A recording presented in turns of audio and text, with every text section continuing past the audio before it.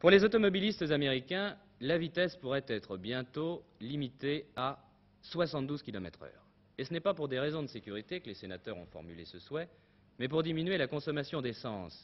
Il y a en effet une très vive inquiétude aux États-Unis devant la crise du pétrole, à telle enseigne que plusieurs gros industriels ont demandé au président Nixon de réviser sa politique au Proche-Orient dans le sens d'un rapprochement avec les pays arabes producteurs de pétrole.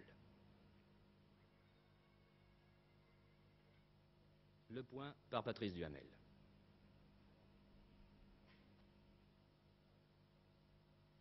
Dans un instant. Les dernières péripéties de la crise pétrolière aux États-Unis le prouvent, l'époque de l'énergie abondante et à bon marché est révolue. La proposition du Sénat de limiter la vitesse à 72 km/h survient en effet après une série de décisions draconiennes.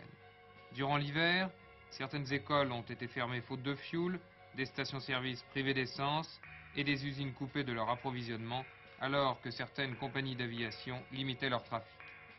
Le 18 avril dernier, dans un message sur l'énergie adressé au Congrès, le président Nixon supprimait toutes les entraves aux importations de pétrole. Une révision déchirante de la politique américaine, une décision qui faisait prendre conscience à l'Amérique que son pays, pourtant champion de la consommation et de l'abondance, était sous la menace sérieuse d'une pénurie de pétrole. Deux données suffisent à expliquer cette situation sans précédent. D'abord, les États-Unis sont assoiffés d'énergie. La consommation par habitant y est 6 fois plus importante que la moyenne mondiale, 3 fois plus importante par exemple qu'en Europe. Avec 6% de la population mondiale, les États-Unis consomment 33% de l'énergie totale. En même temps, et c'est la seconde donnée, la production américaine ne suffit plus aux besoins. Les États-Unis achèteront cette année 300 millions de tonnes de pétrole brut à l'étranger, 2 fois plus en 1980 et 1 milliard de tonnes en 1985. Ainsi, dans moins de 10 ans, les États-Unis importeront plus de la moitié de leur consommation en énergie. Alors que faire? Les savants, de leur côté, accélèrent leurs recherches pour trouver de nouvelles sources d'énergie.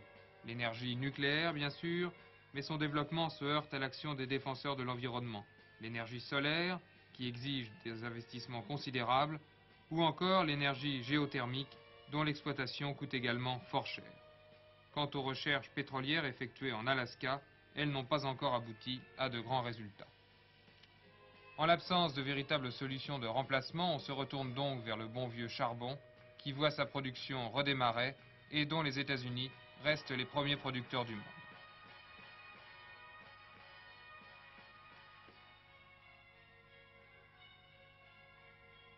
L'administration de Richard Nixon, quant à elle, négocie sur le terrain politique. C'est ici, dans le Golfe Persique, que l'on trouve les 2 tiers des réserves mondiales de pétrole. C'est donc vers les pays du Golfe Persique qu'il faut se tourner. L'Iran et l'Arabie Saoudite, respectivement premier et second producteurs de pétrole de cette région, acceptent pour le moment de vendre aux Américains ce dont ils ont besoin. Ils peuvent en contrepartie financer le développement de leur industrie et constituer une armée riche en matériel ultramoderne. Mais il suffirait que l'Arabie Saoudite, par exemple, ferme légèrement le robinet du pétrole pour qu'une grave crise économique éclate. Voilà pourquoi des industriels américains viennent de réclamer un réexamen de la politique des États-Unis au Proche-Orient, dans le sens bien sûr d'un rapprochement avec les pays arabes.